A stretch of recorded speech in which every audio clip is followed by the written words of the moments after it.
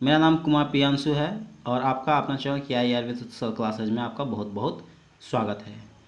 दोस्तों, आज हम लोग क्लास 12 के रसायन विज्ञान में हम लोग रासायनिक बलगीत की जो अध्याय 4 है उसके बारे में हम लोग क्या चीज़ अध्ययन करेंगे, जिसका नाम है क्या चीज़ रासायनिक बलगीत। रासायनिक बलगीत के अंतर्गत हम लोग ये पढ़ेंगे कि रसायन विज्ञान की ये कौन सी शाखा है, इस शाखा के अंतर्गत ऐसे हम किसके बारे में हम लोग अध्ययन करते हैं। उसके बाद हम लोग पढ़ेंगे रासायनिक अभिक्रिया क्या है, ये कितने प्रकार की होती है, इसमें हम लोग जानेंगे। इसके अंतर्गत हमको ये जानना है कि आणविक अभिक्रिया किस प्रकार से होती है तथा आयनिक अभिक्रिया किस प्रकार से होती है, और ये जो अभिक्रिया होती है ये दोनों किसका किसका उदाहरण है।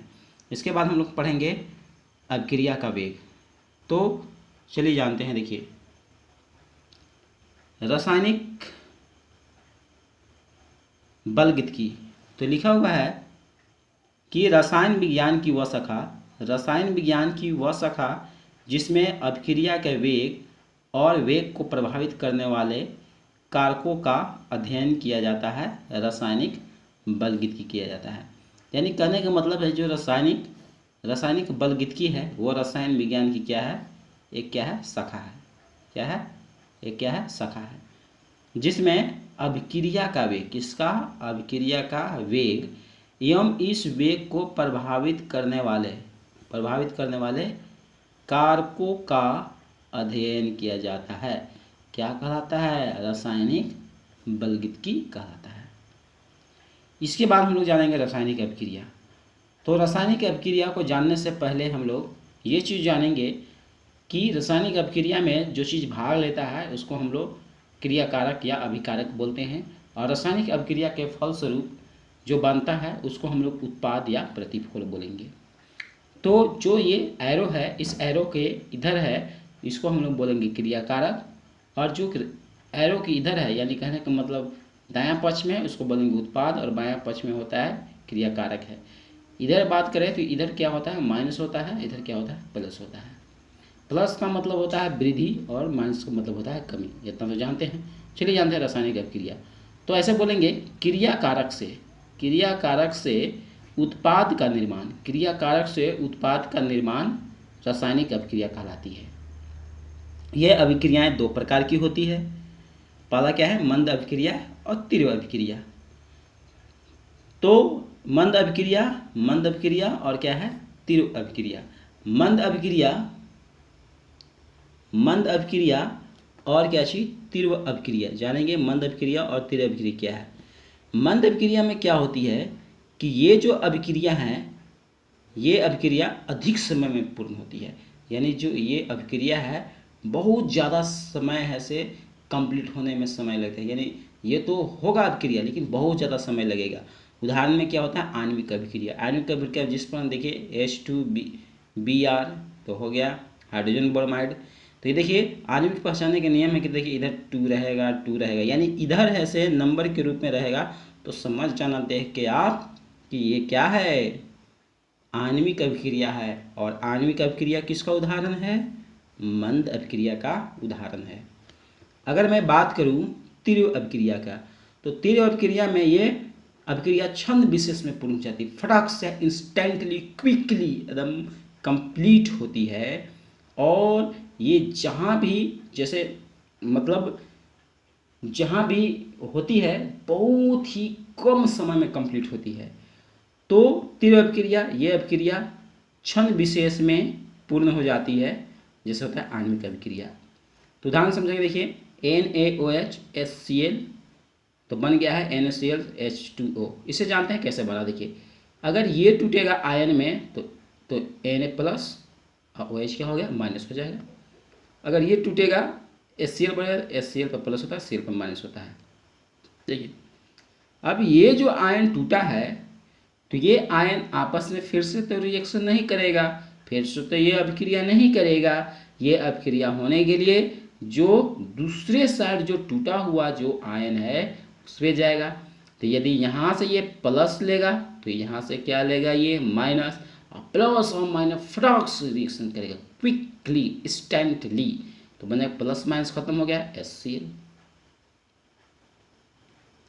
क्या बन गया आपको, NaCl क्या बन गया, NaCl, ये बन गया क्या चीज़, NaCl, क्या बन गया, NaCl, ये प्लस ये Cl, तो हो गया आपका क्या चीज़, NaCl। आ रही बात समझ में। अब देखिए प्लस इसका माइनस तो इसका प्लस, अगर इस साइड से माइनस उठाते हैं तो इससे प्लस लेना पड़ेगा, तो माइनस प्लस खत्म, H2 हो गया, ठीक है, हाइड्रोजन हाइड्रोजन, दो हाइड्रोजन हो गया ऑक्सीजन, ये H2 हो गया। तो इस प्रकार से आपको देगा। आपसे कैसे पूछ सकता है, आप समझिए, देखिए अगर आयन के रूप, अगर आयन दिया रहेगा तो आयनिक अभिक्रिया अगर होनेगा, यानी आयन में टूटता है तो आयनिक अभिक्रिया होगा। और आयनिक अभिक्रिया किसका उदाहरण है, आयनिक अभिक्रिया किसका उदाहरण है दोस्त, आयनिक अभिक्रिया तीव्र अभिक्रिया का क्या है, उदाहरण है। यदि बात करते हैं आणविक अभिक्रिया, तो आणविक अभिक्रिया क्या होता है, इस रूप में रहेगा, और जब इस रूप में होगा तो ये किसका उदाहरण है, तो ये क्या चीज़, मंद अभिक्रिया है। तो ऐसे ही पूछ सकता है कि आणविक अभिक्रिया किस अभिक्रिया का उदाहरण है, मंद अभिक्रिया का या तीव्र अभिक्रिया का या दोनों का, दोनों में से किसी का नहीं, ठीक है। इस प्रकार से आपका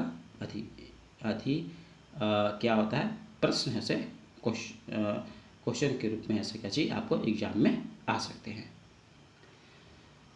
अभिक्रिया का वेग, अभिक्रिया के वेग में अगर मैं बात करूँ तो अभिक्रिया का वेग क्या है, तो देखिए क्रिया कारक, जैसे मान लिया जाए कि ये छोटा सा फ्लास्क है और ये छोटा सा फ्लास्क है और ये भी क्या है, छोटा सा फ्लास्क है। तो अगर मान लिया जाए कि इसमें, चलिए बहुत सिंपल उदाहरण लेते हैं, इसमें देखिए हम लोग जो होली का समय आता है तो होली में जो एक पकिया रंग होता है, पकिया रंग में उसमें जो रंग होता है ना वो दाना दाना टाइप होता है, दानेदार होता है, और इसको ऐसे क्या चाहिए, H2O के साथ इसको घोलना है। इसमें NaCl है और इसमें क्या है, H2O है। इसमें क्या है, चीनी है, और इसमें क्या है, इसमें भी H2O है। तो एक बात आपने गौर करें, जैसे ही हम लोग डालते हैं तो वैसे ही तो पूरा कंप्लीटली घुलता तो नहीं है, तो कहने का मतलब क्या है कि जब ऐसे ये घुलेगा तो इसमें कुछ समय लगेगा, इसको कुछ समय चाहिए, तो ये समय जो लेता है तो इसमें क्या होता है, क्रिया कारक का जो सांद्रता घटता है या प्रतिफल का सांद्रता क्या चीज बढ़ता है।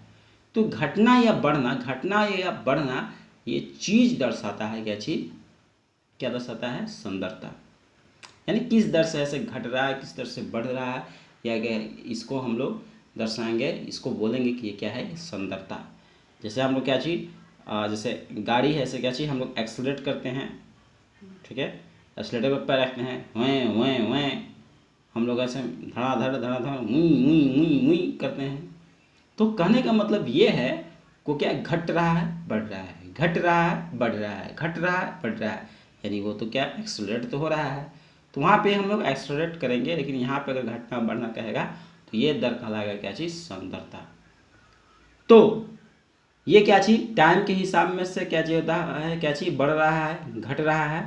तो हम ये कहेंगे, अब क्रिया के वेग में ये कहेंगे कि क्रिया कारक या उत्पाद की सांद्रता में समय के साथ होने वाला परिवर्तन, किसके साथ, समय के साथ होने वाला परिवर्तन क्या कहलाता है, अब क्रिया का वेग। तो क्या लिखा, देखिए क्रिया कारक या उत्पाद की सांद्रता में समय के साथ होने वाला परिवर्तन, अभिक्रिया का वेग कहलाता है। आगे बात समझ में, अभिक्रिया क्या कहलाता है, वेग कहलाता है। तो इसको हम लोग दर्शाएंगे, क्या चीज दर्शाते हैं, इस रूप से दर्शाते हैं। देखिए अब क्रिया का वेग है, तो अब क्रिया के वेग को दिखाएंगे प्लस माइनस क्रिया कारक या उत्पाद की सांद्रता में परिवर्तन, समय में परिवर्तन। तो धनात्मक चिन्ह किधर होता है, दायां तरफ क्या होता है, उत्पाद होता है। प्लस का चिन्ह धनात्मक मतलब क्या होता है, वृद्धि, तो यहाँ पर लिखेंगे उत्पाद की सांद्रता में वृद्धि। ऋणात्मक चिन्ह है, ऋणात्मक चिन्ह क्या होता है, किधर होता है, बायां साइड होता है। बायां साइड क्या होता है, क्रिया कारक होता है। ऋणात्मक का मतलब क्या होता है, कमी, तो क्रिया कारक की सांद्रता में कमी। अब क्रिया के वेग को हम लोग plus minus delta x by delta T को से दर्शाते हैं, और इसको हम लोग प्लस माइनस डी एक्स बटा डी टी को दर्शाते हैं। इकाई को की बात करें, इसकी इकाई क्या होता है, मोल पर लीटर पर सेकेंड, या हम पर समय भी लिख सकते हैं या पर सेकेंड भी लिख सकते हैं। ठीक है, अब देखिए अभिक्रिया का वेग है उसको किस प्रकार से दिखाएंगे। समय के जो अकॉर्डिंग है, समय के हिसाब से चेंज हो रहा है ना, तो कैसे दिखाएंगे, देखिए समझिए ए प्लस बी बराबर सी अगर दिया हुआ है और इसके जो आगे है वो गुणांक कहलाता है। अगर कुछ नहीं है तो अपनी सम्मान लेना क्या है, एक गुणांक है, और कोई संख्या है, कुछ नंबर है, तो उसको हम लोग गुणांक मान लेते हैं।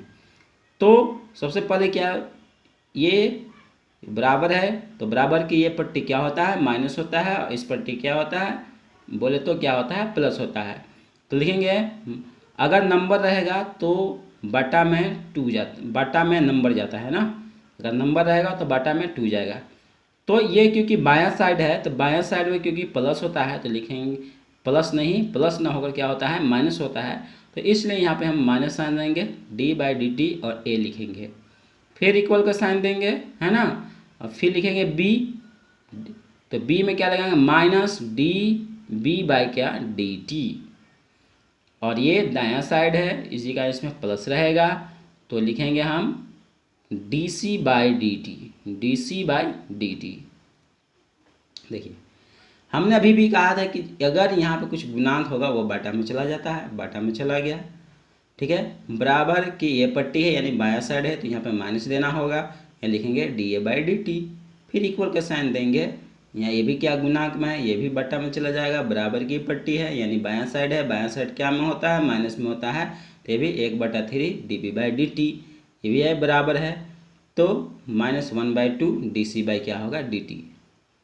अब देखिए तो आप समझ गए होंगे कि किस प्रकार अपक्रिया का वेग को हम किस प्रकार दर्शाते हैं। यदि आपको इस रूप में दिया हुआ है और अगर ऐसा लिखा हुआ है तो आप ऐसे, अगर ऐसा सिंपली अगर ऐसा लिखा हुआ है तो आप इस प्रकार से लिख सकते हैं कि नहीं, ऑफकोर्स से आप लिख सकते हैं, क्योंकि है अगर ऐसा दिया है तो ये माइनस वाला क्या होगा, बराबर की पट्टी होगा, ये माइनस वाला है तो यहाँ पर क्या कर, अगर ऐसा हुआ तो बराबर देना है, माइनस साइन क्या है तो जोड़, इसको योग लिखना है, ये दोनों का योग लिखना है। अगर माइनस है तो माइनस का मतलब क्या है, बायां साइड लिखना है, तो बायां साइड हमने लिख देते हैं ए, और ये दोनों का जोड़ हो गया, ए प्लस कितना हो जाएगा, बी हो जाएगा और सी हो जाएगा।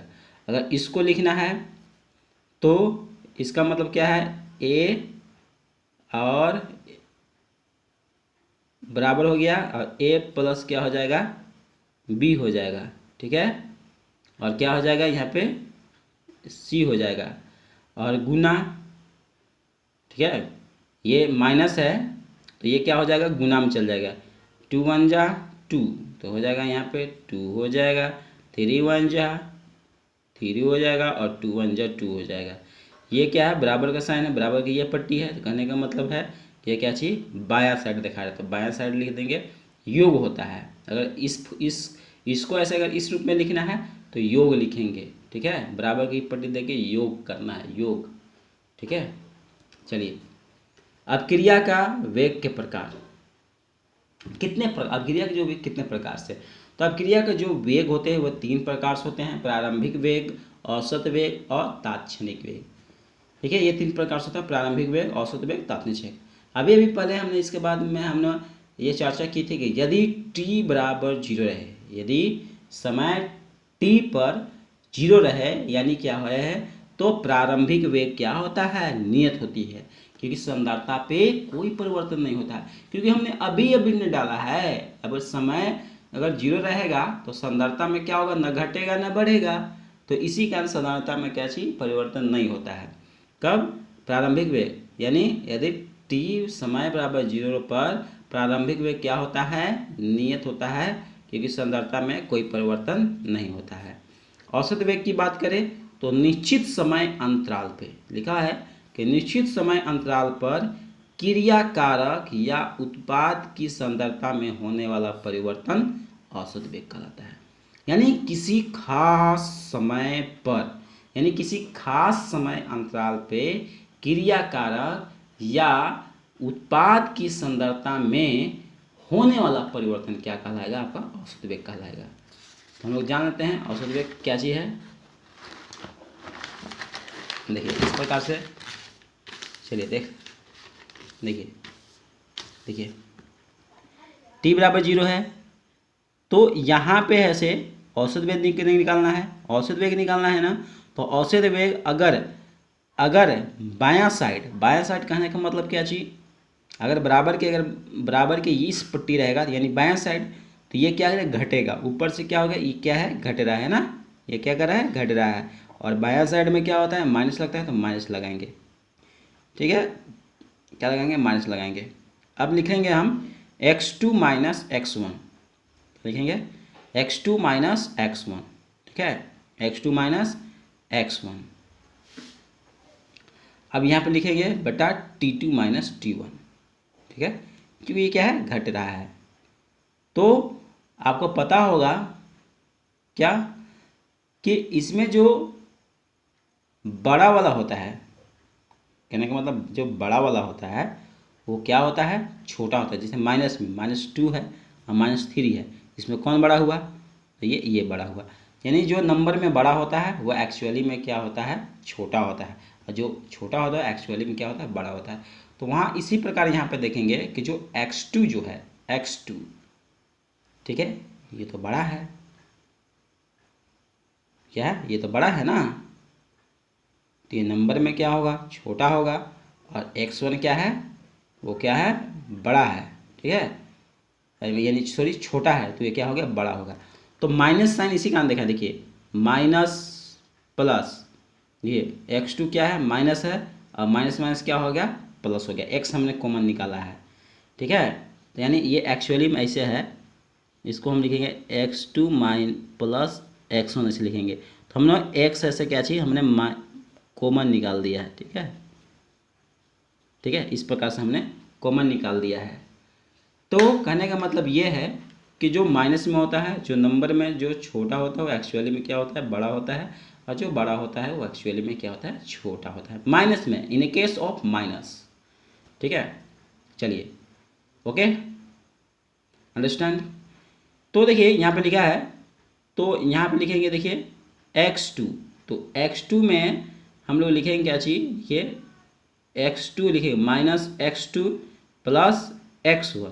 तो हमने क्या चीज़? माइनस क्या चीज़? कॉमन निकाल लिया, तो x2 माइनस क्या हो गया? x1 हो गया। तो इसमें मतलब इसके कहने का मतलब क्या चाहिए? कौन बड़ा है? तो छोटा वाला क्या होगा? बड़ा होगा। तो छोटा वाला कौन है? x1। 1 छोटा है या 2 छोटा है? तो छोटा कौन हो गया? 1 है। तो इसी कारण x1 x2 से क्या होगा? बड़ा होगा। अरे ये बात समझ में? चलिए, अब ये प्लस का है यानी धनात्मक है, यानी बराबर के इस पट्टी है यानी धनात्मक में है, तो प्लस होगा। तो प्लस में है से ओरिजिन से इधर ग्राफ जाता है। तो इसमें कहने का मतलब होता है कि इसमें ऐसे हम लोग माइनस कॉमन नहीं निकालता है। जो बड़ा होता है हम लोग जानते हैं इसमें कि जो बड़ा होता है एक्चुअली में वही बड़ा होता है, और जो छोटा होता है वो एक्चुअली में क्या होता है? छोटा ही होता है। कब? इन ए केस ऑफ पॉजिटिव, यानी धनात्मक के रूप में। ठीक है, तो इसमें जो बड़ा है, इसमें बड़ा कौन है? x2 है, और छोटा क्या है? x1 है। तो डिफरेंस x2 माइनस x1 हो जाएगा और t2 माइनस t2 हो जाएगा। तो इस प्रकार से दोनों ग्राफ को हम क्या चीज़ दर्शा सकते हैं। ठीक है, अगर ऐसा ग्राफ दे दिया आपको, इस तरह से ग्राफ दे दिया और लिखेगा कि औसत वेग क्या है, तो आपको ऐसे x2 minus x1 t2 minus t1 लिखना पड़ेगा, जहाँ पे where x1 greater than x2, और यहाँ पे हो जाएगा x2 ग्रेटर देन क्या चीज? x1। हरी बात समझ में? अंडरस्टैंड। ताक्षणिक वेग में क्या है? देखिए किसी क्षण विशेष में एकदम फटाक से, ठीक है, एकदम क्विकली, ताक्षणिक क्या है कि तुरंत, तो किसी क्षण विशेष में क्रिया कारक या उत्पाद की सांद्रता में होने वाला परिवर्तन ताक्षणिक वेग कहलाता है। किसी क्षण विशेष में क्रिया कारक या उत्पाद की सांद्रता में होने वाला परिवर्तन ताक्षणिक वेग कहलाता है। ठीक है, तो एकदम फटाक से, एकदम तुरंत क्विकली होगा, तो उसमें जो क्रिया कारक और उत्पाद की सांद्रता में होगा परिवर्तन, उसको बोलेंगे क्या चाहिए? ताक्षणिक वेग। तो जो सांद्रता होता है उसको जानते हैं कि मोल लीटर में हम लोग व्यक्त करते हैं। तो चलिए देख लेते हैं। देखिए इधर से हम लोग क्या चीज ग्राफ ऐसे ऐसे ऐसे आया और इधर इसका ऐसा क्या चीज पैरेलल इसका समांतर हो गया। तो देखिए ये जो है यहाँ पे ये थीटा है, थीटा बन रहा है। इस प्रकार से अगर एंगल ऐसे बनाएंगे तो एक ऐसे क्या चीज एंगल बनेगा, ट्रायंगल बनेगा, ट्रायंगल के अंदर क्या चीज एंगल बनेगा। तो 5, 10, 15, 20 के अंतराल पर हमने क्या चीज सांद्रता ले लिया है और यह समय ले लिया है। अगर तात्क्षणिक वेग की बात करेगा, तात्क्षणिक वेग की अगर बात करेगा तो तात्क्षणिक वेग हम पहले निकालेंगे कैसे निकालेंगे। तात्क्षणिक वेग चलिए निकाल लेते हैं, इसी फार्मूला से हम लोग निकाल लेते हैं। ये वाला फार्मूला से हम लोग निकाल लेते हैं तात्क्षणिक वेग, ठीक है। तो चलिए निकाल लेते हैं। देखिए ये है। तो सबसे पहले हम लोग बायां साइड यानी क्या चाहिए क्रिया कारक से निकालते हैं ना, क्योंकि यहाँ पे कहा है कि क्रिया कारक या उत्पाद की सांद्रता में। तो क्रिया कारक कौन होता है, माइनस में होता है। तो माइनस वाला फार्मूला लगेगा कि नहीं लगेगा। तो देखिए माइनस का माइनस हमने माइनस लिख दिया है। x2 है तो x2 क्या होता है नीचे होता है। तो x2 नीचे क्या है 5 है तो 5 रख दिया। माइनस है तो माइनस हमने रख दिया, ठीक है। फिर क्या है x1 है तो x1 यहाँ पे क्या है, x1 क्या है 15 है तो -15, ठीक है। इसके बाद क्या है t2 है तो यहाँ पे क्या है t2 कितना है, t2 यहाँ पे आपका कितना है, यहाँ पे t2 आपका 15 है। 5, 10 कितना हो गया 15, यही t2 15 है तो t2 जब 15 लिखेगा। माइनस है तो माइनस लगा दिया। t1 है तो t1 के जगह पे क्या है, t1 की जगह पे क्या है, t1 की जगह पे कितना है 5 है। उसको सॉल्व कीजिएगा तो क्या है माइनस माइनस क्या होगा प्लस हो गया। तो 15 में से 5 चल गया 10, अब 15 से 5 10 यानी 1 लीटर मोल पर सेकेंड। इस तरह हम तात्क्षणिक वेग हम निकाल सकते हैं। सही बात समझ में। आई होप आपको ये वीडियो पसंद हो गया। यदि पसंद आया हो आपको ज़रा से भी लगता होगा कि ये वीडियो हमारे लिए हेल्पफुल है तो प्लीज़ लाइक शेयर कमेंटमेंट और इसको जरूर से जरूर हमारे चैनल को सब्सक्राइब करें, ताकि ऐसे आपका एक सब्सक्राइब, एक शेयर, एक कमेंट और एक लाइक हमें ऐसे बहुत ज़्यादा मोटिवेट करता है नेक्स्ट वीडियो बनाने के लिए। तो thank you for watching this video. धन्यवाद। जय हिंद, जय भारत।